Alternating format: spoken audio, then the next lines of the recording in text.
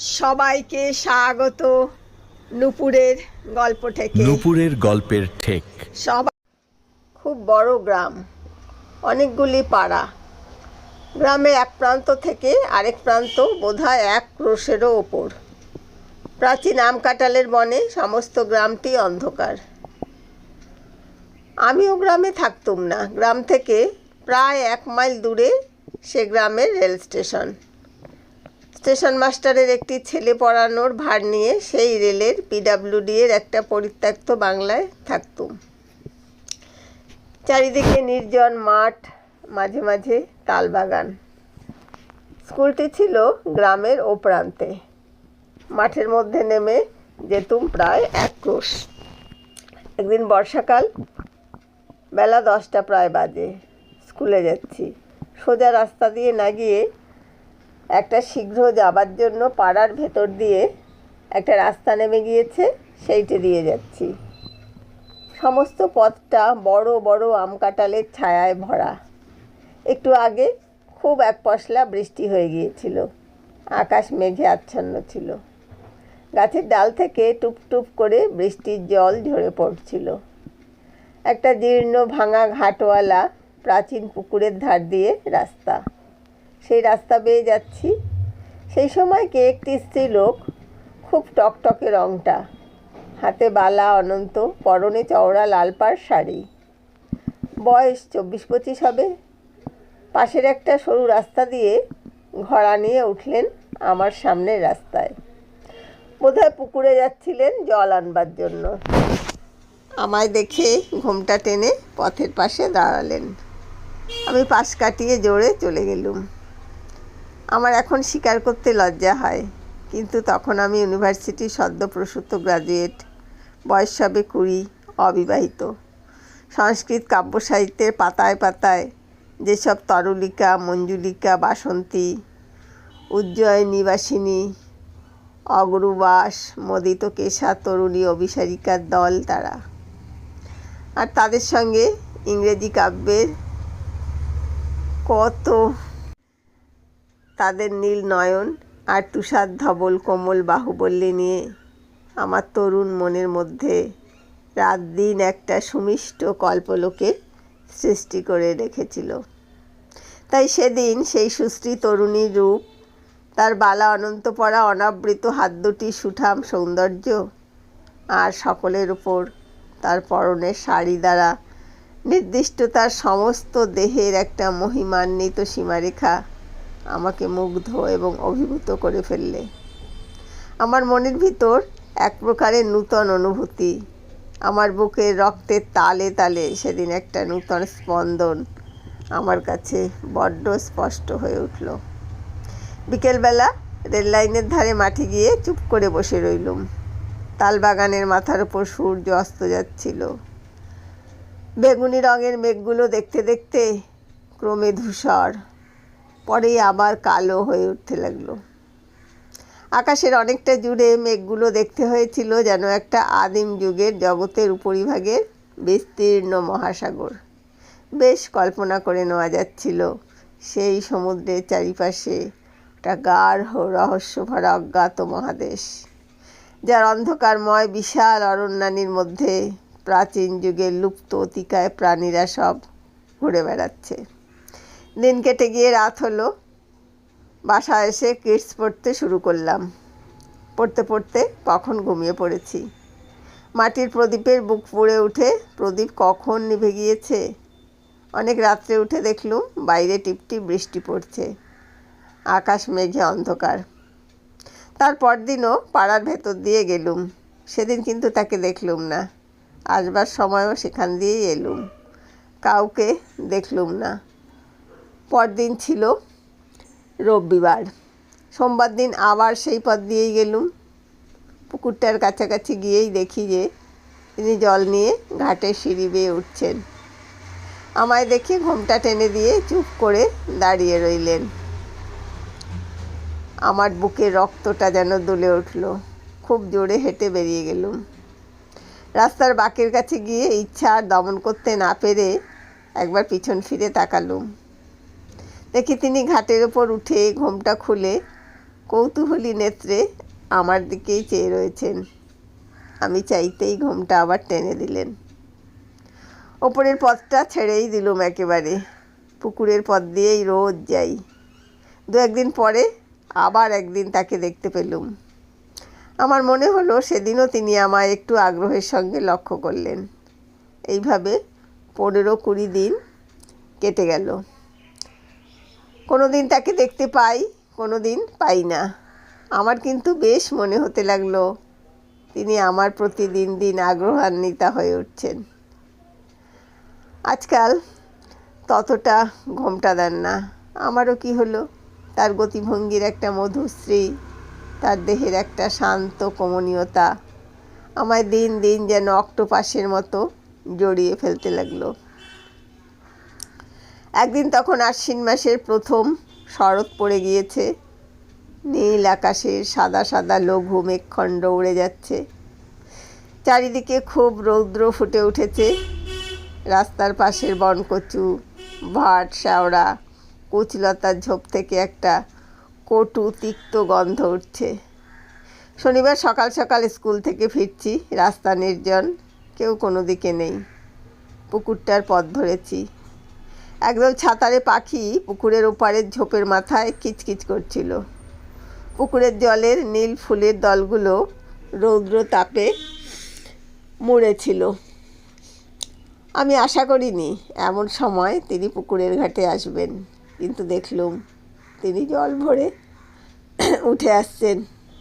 এর আগে 4-5 দিন তাকে দেখিনি। হঠাৎ মনে কি হলো, একটা বড় দুঃসাহসের কাজ করে বসলুম। তার কাছে গিয়ে বললুম, দেখুন, কিছু মনে করবেন না আপনি। আমি এখানকার স্কুলে কাজ করি। রোজ এই পথে যেতে যেতে আপনাকে দেখতে পাই। আমার বড় ইচ্ছে করে আপনি আমার বোন হন। আমি আপনাকে বৌদিদি বলবো। আমি আপনার ছোট ভাই। কেমন তো? তিনি আমার কথার প্রথম অংশটায় হঠাৎ চমকে উঠে কেমন জড়সড় হয়ে উঠেছিলেন। দ্বিতীয় অংশটায় তার সে চমকানো ভাবটা একটু দূর হলো। ঘোড়া কাখে নিচু চোখে চুপ করে দাঁড়িয়ে রইলেন। আমি যুক্ত করে প্রণাম করে বললুম, বৌদিদি, আমার এই ইচ্ছা আপনাকে পূর্ণ করতে হবে। আমাকে ছোট ভাইয়ের অধিকার দিতেই হবে আপনাকে। তিনি ঘোমটা অর্ধেকটা খুলে একটা স্থির শান্ত দৃষ্টিতে আমার দিকে চাইলেন।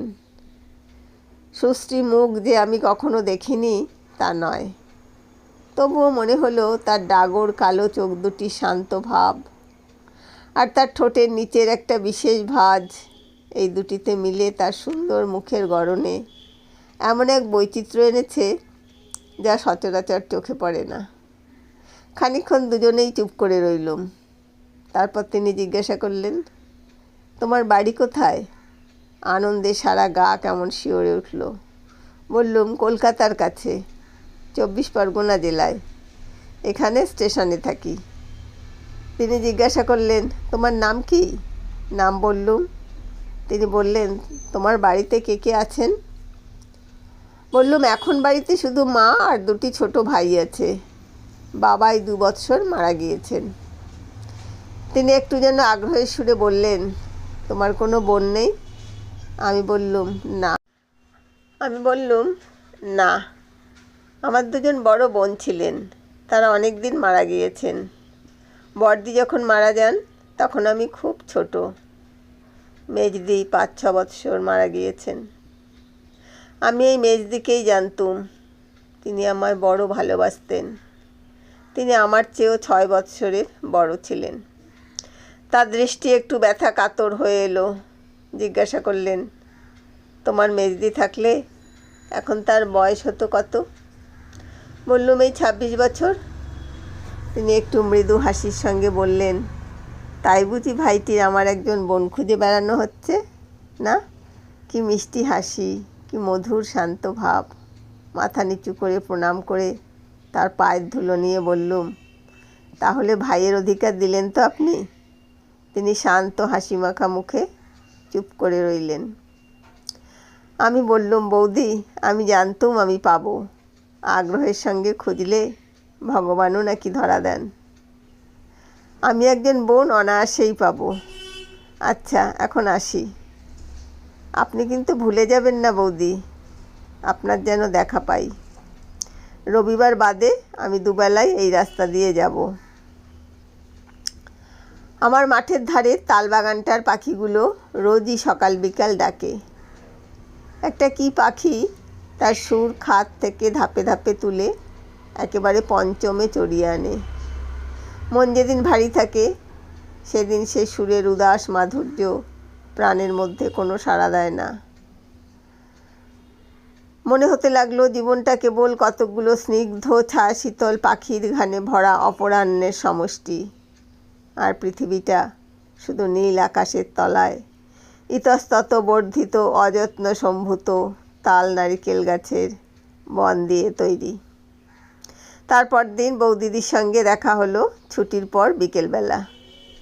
বৌদিদি যেন চাপা হাসির সুরে জিজ্ঞাসা করলেন, এই যে বিমলের বুঝি আজ খুব সকাল সকাল স্কুলে যাওয়া হয়েছিল? আমি উত্তর দিলুম, বেশ বৌদি, আমি ওবেলা তো ঠিক সময়েই গেলুম, আপনিই ছিলেন না। এখন দোষটা বুঝি আমার ঘাড়ে চাপানো হচ্ছে না? আর বৌদি, ঘাটে ওবেলা আরও সব মেয়েরা ছিলেন। বৌদিদি হেসে ফেললেন, বললেন, তাই তো, ভাইটির আমার ওবেলা তো বড় বিপদ গিয়েছে তাহলে। আমার একটু লজ্জা হলো, ভালো করে জবাব দিতে না পেরে বললুম, তা নয় বৌদি, আমি এখানে অপরিচিত, পাড়ার মধ্য দিয়ে পথ, পাছে কেউ কিছু মনে করে। বৌদিদির চোখের কৌতুক দৃষ্টি তখনও যায়নি। তিনি বললেন, আমি ওবেলা ঘাটের জলেই ছিলাম বিমল। তুমি ওই চটকা গাছটার তলায় গিয়ে একবার ঘাটের দিকে চেয়ে দেখলে আমায় তুমি দেখতে পাওনি? আমি জিজ্ঞাসা করলুম, বৌদি, আপনার বাপের বাড়ি কোথায়? বৌদিদি উত্তর দিলেন, খোলাপোতা চেন? সেই খোলাপোতায়।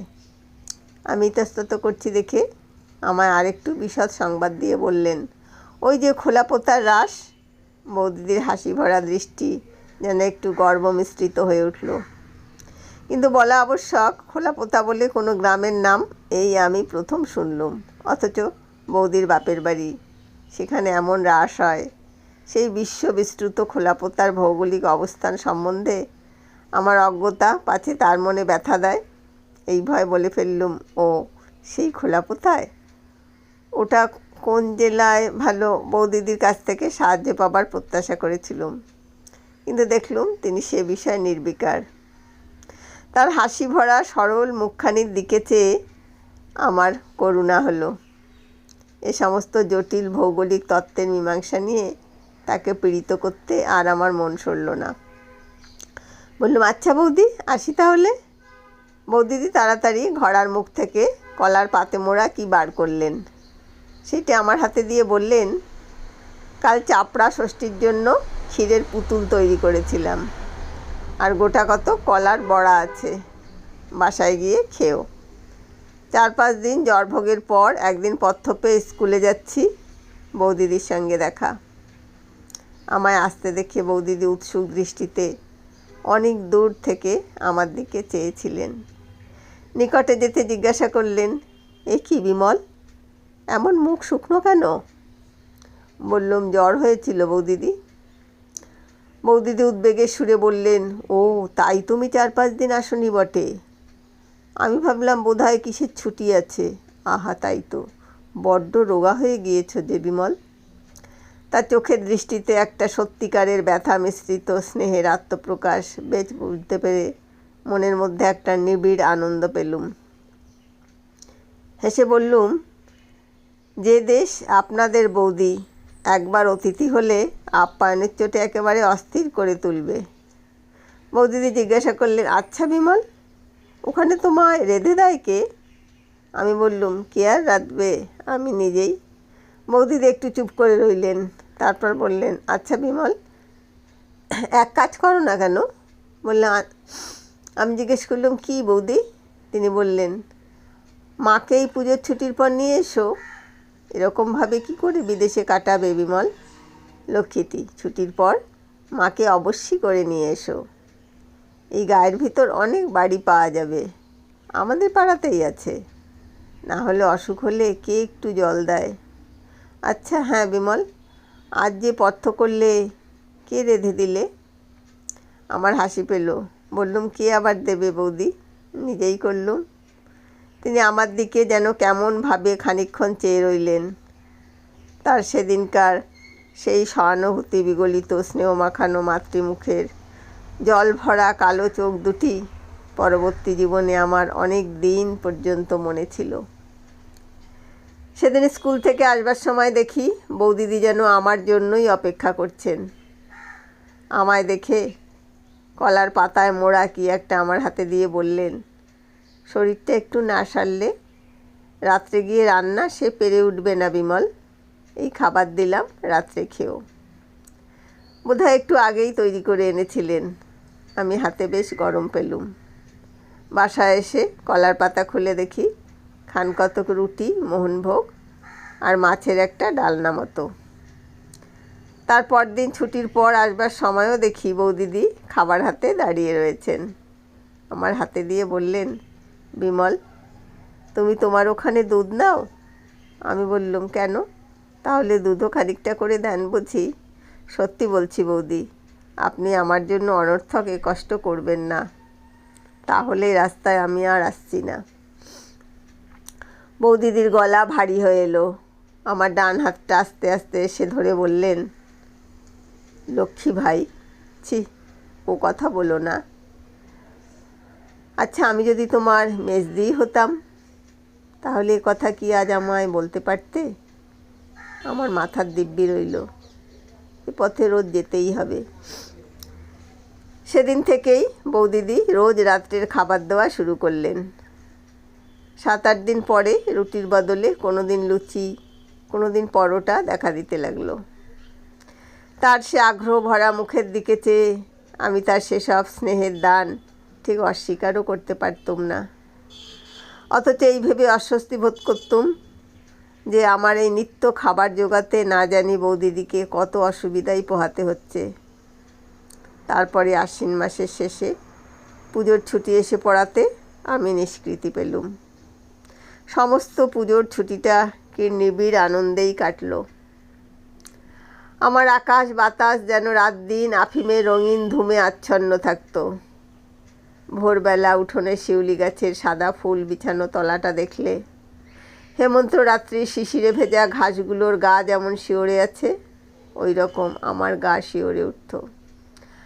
কার ওপর আমার জীবনের সমস্ত ভার অসীম নির্ভরতার সঙ্গে চাপিয়ে দিয়ে আমার মন যেন শরতের জল ভরা নামানো হালকা মেঘের মতো একটা সীমাহারা হাওয়ার রাজ্যে ভেসে বেড়াতে লাগলো। ছুটি ফুরিয়ে গেল।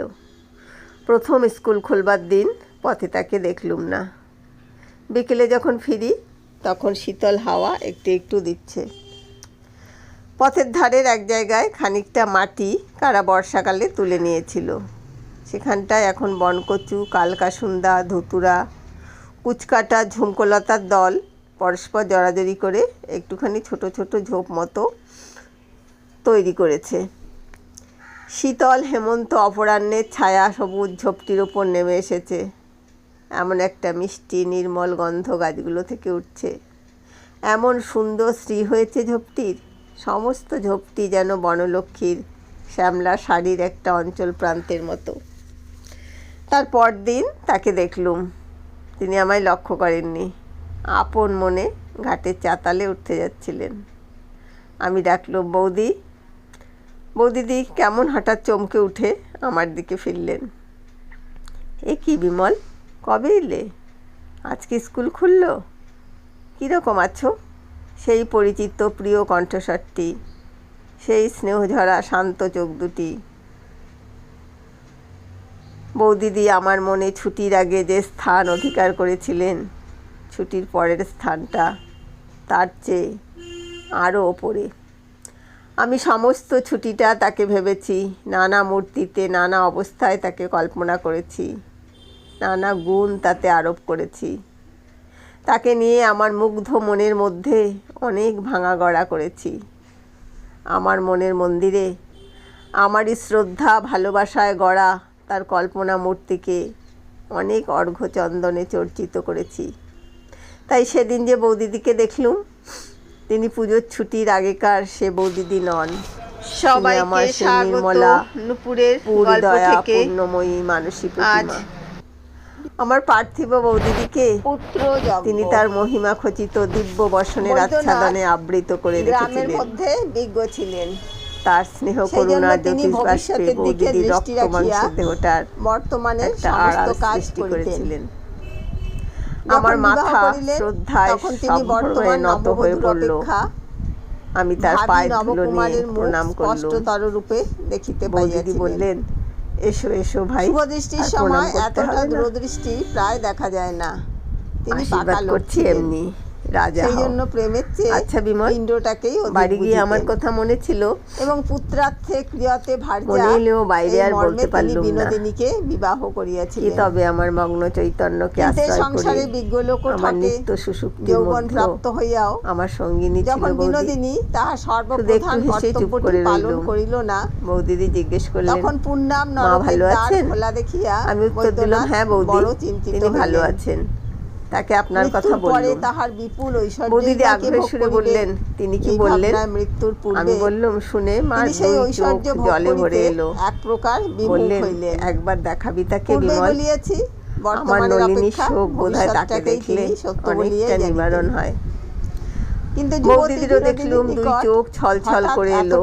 আমায় বললেন, প্রত্যাশা করা হ্যাঁ যায় না। বিমল, তা সে মাকে এই বেচারা মাসে নিয়ে এলে দুর্মূল্য না কেন? বর্তমান, তাহার আমি নববিকশিত বললুম, যৌবন সে এখন হয় না বিনা বৌদি। প্রেমে বিফলে বৌদিদি অতিবাহিত একটু হইয়া ক্ষুব্ধ যায়, হলেন। এইটাই তাহার বললেন, পক্ষে বিমল, সবচেয়ে শোচনীয় ছিল। জানো তো সেবার কিরকম কষ্টটা পেয়েছো? পারলৌকিক পিণ্ডের ক্ষুধাটা এই বিদেশ বিভুঁই সে ইহলৌকিক মাকে আনলে এই চিত্তক্ষুধাদাহে মিথ্যে কষ্টটা তো আর ভোগ একেবারেই করতে ভুলিয়া হয় না। বসিয়াছিল। আমি উত্তর দিলুম, মনুর বৌদি, পবিত্র বিধান আমি তো আর এবং ভাবিনি যে আমি বৈদ্যনাথের বিদেশে আছি। আধ্যাত্মিক ব্যাখ্যায় যেখানে তার আমার বৌদি বুভুক্ষিত রয়েছেন হৃদয় তিলমাত্র সে দেশ আমার তৃপ্তি বিদেশ হইল না। নয়। মা না যে থাকলেও যাহাই আমার বলুক, এখানে এই ভাবনা বয়সটাতে কিসের বৌদি? ভালোবাসা দেওয়া এবং ভালোবাসা বৌদিদির চোখে পাওয়াই লজ্জা ঘনিয়ে এলো। রমণীর সকল সুখ আমার দিকে এবং ভালো করে সকল চাইতে কর্তব্যের পারলেন না। চেয়ে বললেন, স্বভাবতই বেশি মনে হ্যাঁ, হয়।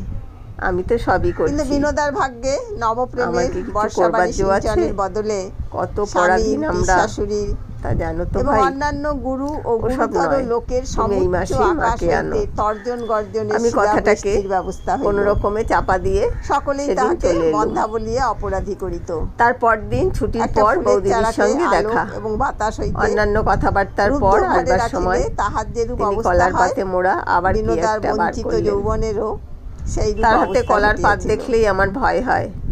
আমি সদা শঙ্কিত সর্বদা এই চিত্তে সকল বলে উঠলুম, চাপাচুপি ও ও আবার কি বকাবকির মধ্যে বৌদি? থাকিতে না আবার পারিয়া সেই বৌদিদি যখন বাধা সে দিয়ে কুসুমের বললেন, বাড়ি তাস খেলিতে আমার কি যাইত, কোনো স্বাদ নেই সেই বিমল? সময়টা তাহার বড় ভালো লাগিত। ভাইফোঁটাটা অমনি অমনি গেল। সেখানে পুত কিছু কি নরকের করতে ভীষণ পারলুম? ছায়া সর্বদা বর্তমান না কলার পাতা থাকাতে মোড়া রহস্যটি আমার হাসি হাতে ঠাট্টা দিয়ে গল্পের বললেন, কোনো বাধা ছিল না। এতে একটু মিষ্টি মুখ করো, কুসুম যেদিন আর তাস এইটে নাও, খেলিবার সাথী না পাইত, একখানা কাপড় সেদিন কিনে তাহার নাও। তরুণ দেবর নগেন্দ্রকে কথাটা ধরিয়া ভালো করে আনিত। শেষ না করেই বৌদি আমার হাতে একখানা নগেন্দ্র 10 বিনোদার টাকার নোট আপত্তি দিতে এলেন। হাসিয়া উড়াইয়া আমি দিত। চমকে উঠলুম, বললুম, এ এ কি বৌদি? সংসারে না না, এক এ হইতে কিছুতেই হবে না। আর হয় খাবার আমি এবং নিচ্ছি, খেলা কিন্তু ক্রমে টাকা নিতে পারবো সংকটে না। পরিণত হইতে পারে। আমার কথাটার এসব স্বর গুরুতর বোধ হয় কথা অল্প বয়সে একটু হঠাৎ তীব্র বিশ্বাস হয় হয়ে না। পড়েছিল।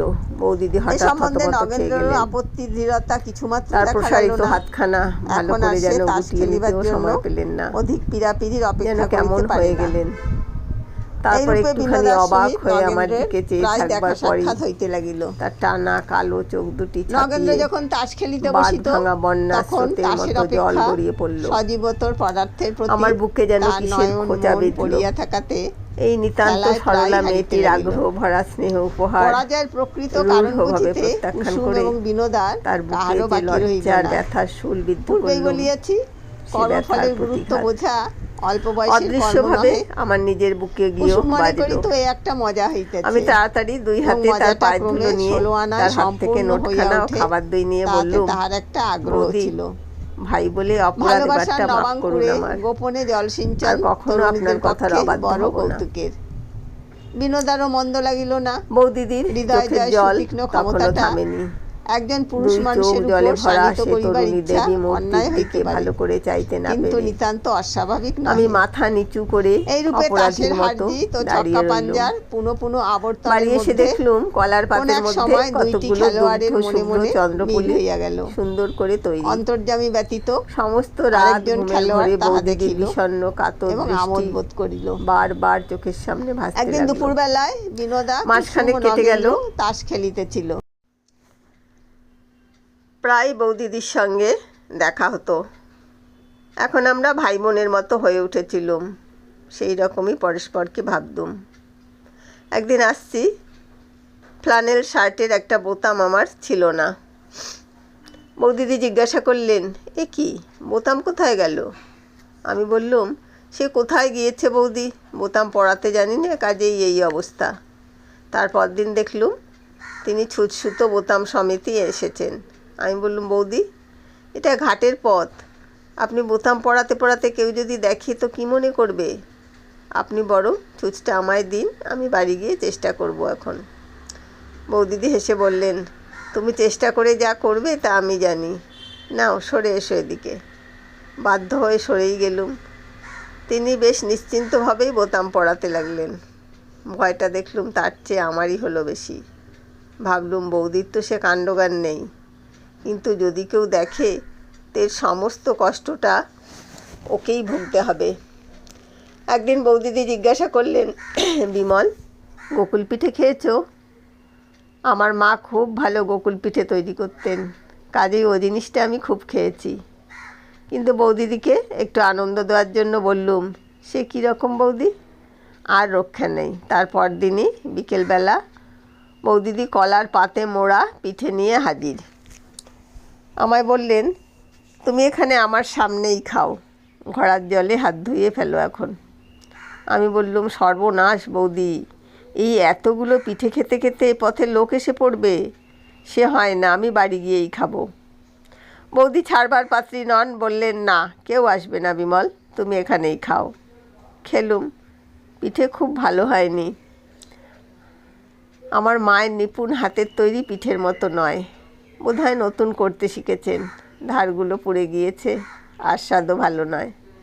বললুম, বাহ বৌদি, বড় সুন্দর তো, এ কোথায় তৈরি করতে শিখলেন? আপনার বাপের বাড়ির দেশে বুঝি? বৌদির মুখে আর হাসি ধরে না, হাসি মুখে বললেন, এ আমি আমার গুদের গুরুমা এসেছিলেন, তিনি শহরের মেয়ে, অনেক ভালো খাবার করতে জানেন, তার কাছে শিখে নিয়েছিলাম। তারপর সারা শীতকাল অন্যান্য পিঠের সঙ্গে গোকুল পিঠের পুনরাবৃত্তি চলল। ওই যে বলেছি, আমার ভালো লেগেছে, আর রক্ষা নেই। একটা কথা আছে, কিছুদিন ধরে আমার মনের মধ্যে একটা আগ্রহ একটু একটু করে জমছিল, জীবনটাকে খুব বড় করে অনুভব করবার জন্য। আমার 20-21 বছর বয়সে এই ক্ষুদ্র পাড়াগায় খাঁচার পাখির মতো আবদ্ধ থাকা ক্রমেই অসহ্য হয়ে উঠছিল। চলেও যেতাম এতদিন। এখানকার একমাত্র বন্ধন হয়েছিলেন বৌদিদি। তারই আগ্রহে, স্নেহ যত্নে সে অশান্ত ইচ্ছাটা কিছুদিন চাপা ছিল। এমন সময় মাঘ মাসের শেষের দিকে আমার এক আত্মীয় আমায় লিখলেন যে তাদের কারখানা থেকে কাচের কাজ শেখবার জন্য ইউরোপ আমেরিকায় ছেলে পাঠানো হবে। অতএব আমি যদি জীবনে কিছু করতে চাই, তবে শীঘ্র যেন মোরাদাবাদ গিয়ে তার সঙ্গে দেখা করি। তিনি সেখানকার কাচের কারখানার ম্যানেজার। পত্র পেয়ে সমস্ত রাত আমার ঘুম হলো না। ইউরোপ আমেরিকা, সে কত উর্মি সঙ্গীত মুখরিত শ্যামল সমুদ্র তট, কত আকুল সাগরের নীল জলরাশি, দূরে সবুজ বিন্দুর মতো ছোট ছোট দ্বীপ, ওই সিসিল, নতুন আকাশ, নতুন অনুভূতি, ডোভারের সাদা খড়ির পাহাড়, প্রশস্ত রাজপথে জনতার দ্রুত পাদচারণ, লাডগেট সার্কাস, টটেনহাম। আমার কল্পলোকের সঙ্গিনী কনক কেশিনী, কত ক্লারা, কত মেরি, কত ইউজেনি। পরদিন সকালে পত্র লিখলুম, আমি খুব শীঘ্রই রওনা হব। স্কুলে সেদিনই নোটিশ দিলুম 15 দিন পরে কাজ ছেড়ে দেব। মন বড় ভালো ছিল না উপরের পথটা দিয়ে কয়েকদিন গেলুম। 10-12 দিন পরে নিচের পথটা দিয়ে যেতে যেতে একদিন বৌদিদির সঙ্গে দেখা। বৌদিদি একটু অভিমান প্রকাশ করলেন। বিমল বড় গুণের ভাই তো, আর 4-5 দিনের মধ্যে বোনটা বাঁচলো কি মরলো তা খোঁজ করলে না?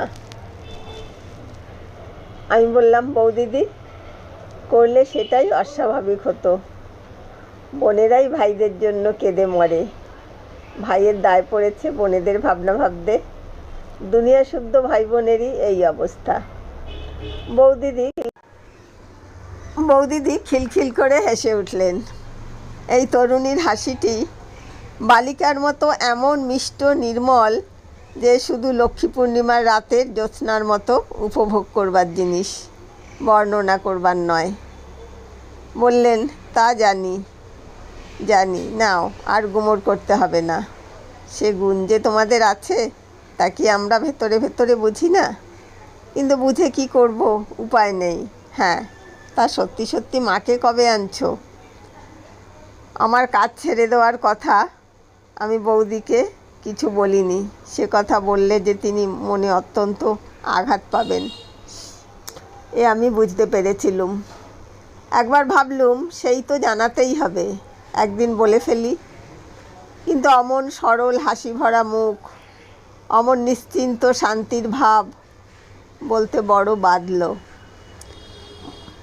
মনে মনে বললুম, তোমরা কেবল বুঝি স্নেহ ঢেলে দিতেই জানো। তোমাদের স্নেহ পাত্রদের বিদায়ের বাজনা যে বেজে উঠেছে এ সম্বন্ধে এরকম অজ্ঞান কেন? জিজ্ঞাসা করলুম, বৌদি একটা কথা বলি, আপনি আমায় এই অল্প দিনে এত ভালোবাসলেন কি করে?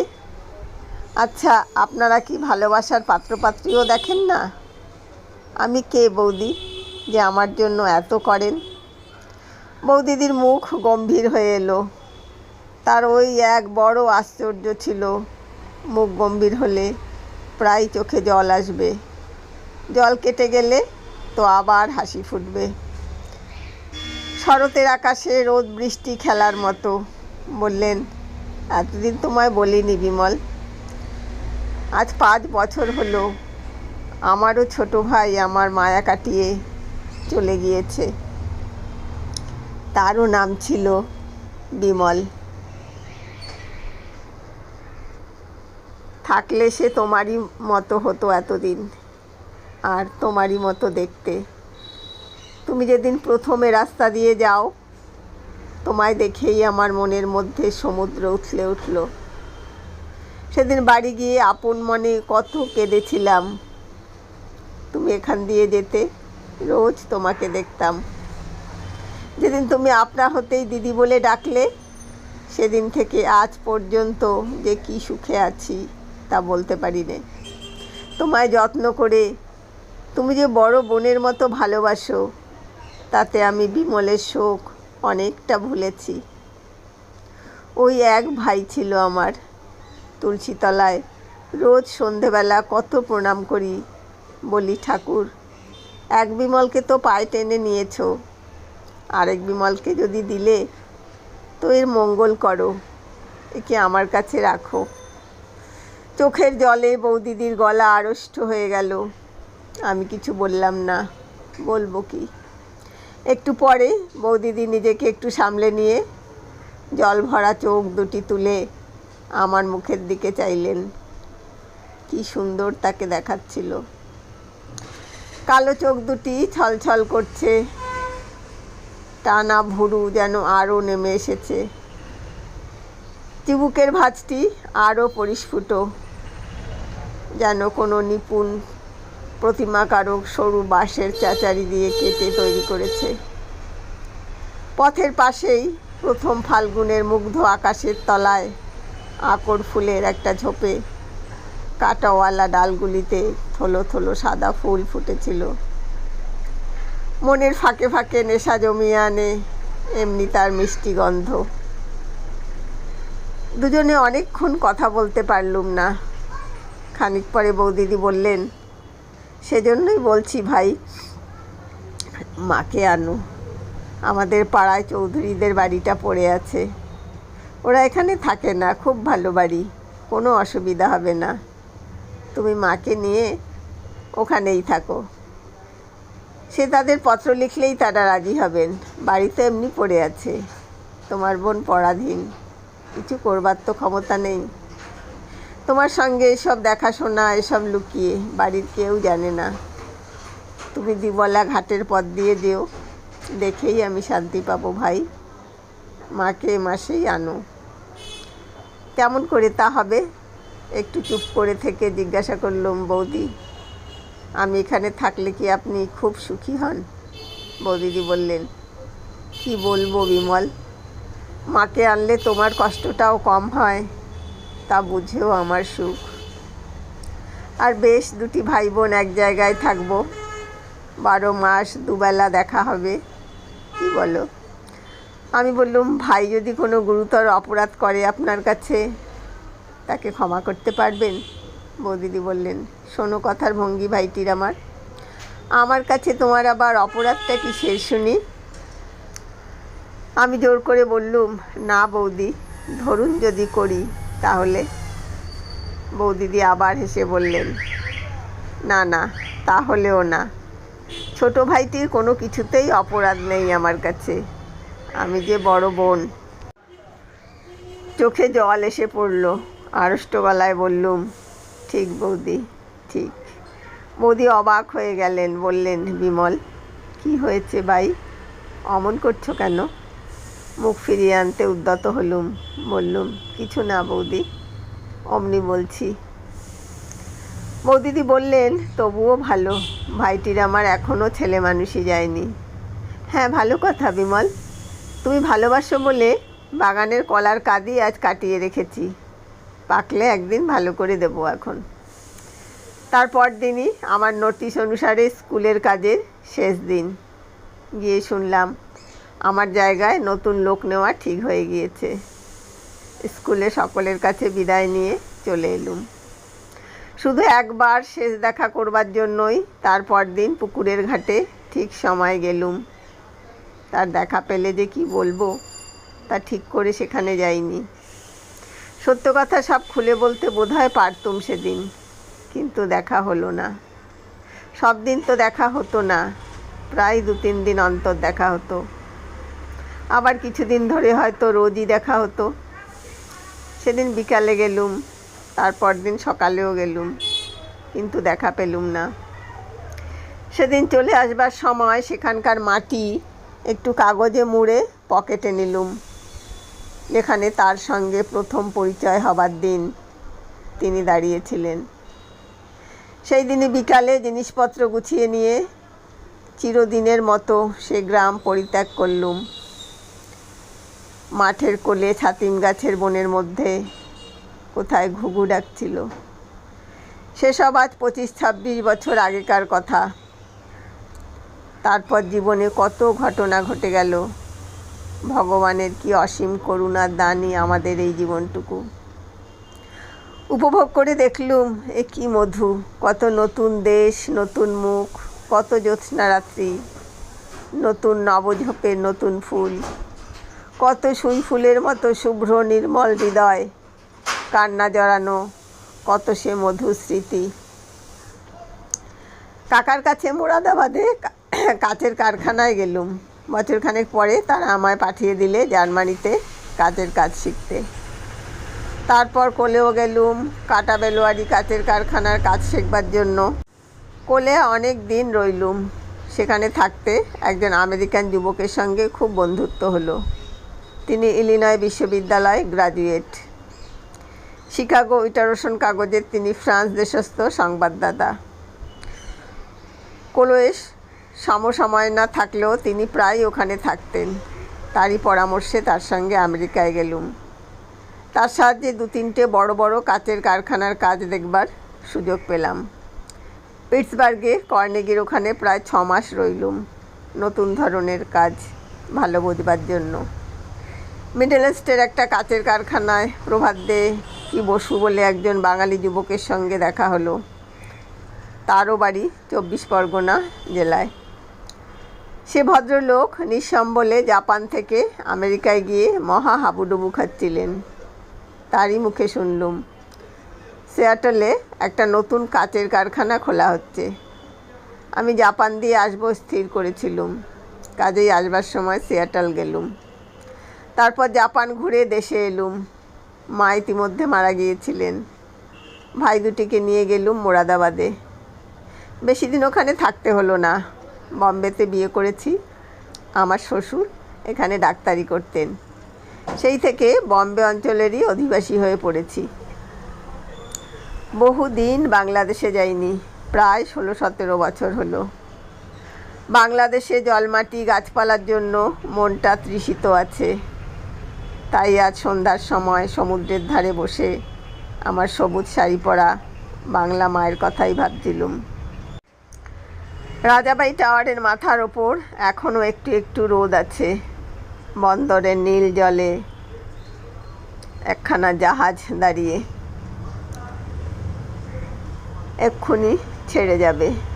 বাঁধারে খুব দূরে এলিফ্যান্টার নীল সীমারেখা। ভাবতে ভাবতে প্রথম যৌবনের একটা বিস্তৃত প্রায় ঝাপসা ছবি বড় স্পষ্ট হয়ে মনে এলো। 25 বছর পূর্বের এমনি এক সন্ধ্যায় দূর বাংলাদেশের এক নিভৃত পল্লীগ্রামের জীর্ণ শান বাঁধানো পুকুরের ঘাট বেয়ে উঠেছে আর্দ্রবসনা তরুণী এক পল্লীবধূ। মাটির পথের বুকে বুকে লক্ষ্মীর চরণ চিহ্নের মতো তার জলসিক্ত পা দুখানির রেখা আঁকা। আধার সন্ধ্যায় তার পথের ধারের বেণুকুঞ্জে লক্ষ্মী প্যাঁচা ডাকছে। তার স্নেহভরা পবিত্র বুকখানি বাইরের জগৎ সম্বন্ধে নিশ্চিন্ত অনিশ্চয়তায় ভরা। আম কাঁঠালের বনের মাথার ওপরকার নীলাকাশে দু একটা নক্ষত্র উঠে সরলা স্নেহ দুর্বলা বধূটির ওপর সস্নেহ কৃপা দৃষ্টিতে চেয়ে আছে। তারপর এক শান্ত আঙিনায় তুলসী মঞ্চস্থলে স্নাসপদের মঙ্গল প্রার্থিনী সে কোন প্রণাম নিরতা মাতৃমূর্তি, করুণা মাখা অশ্রু ছলো ছলো। ওগো লক্ষ্মী, ওগো স্নেহময়ী পল্লীবধূ, তুমি আজও কি আছো? এই সুদীর্ঘ 25 বছর পরে আজও তুমি কি সেই পুকুরের ভাঙা ঘাটে সেই রকম জল আনতে যাও? আজ সে কত কালের কথা হলো। তারপর জীবনে আবার কত কি দেখলুম, আবার কত কি পেলুম। আজ কত দিন পরে আবার তোমার কথা মনে পড়ল। তোমায় আবার দেখতে বড় ইচ্ছে করছে দিদিমণি। তুমি আজও কি আছো? মনে আসছে অনেক দূরের যেন কোন খড়ের ঘর, মিটমিটে মাটির প্রদীপের আলো, মৌন সন্ধ্যা, নীরব ব্যথার অশ্রু, শান্ত সৌন্দর্য, স্নেহমাখা রাঙা শাড়ির আঁচল। আরব সমুদ্রের জলে এমন করুণ সূর্যাস্ত কখনো হয়নি।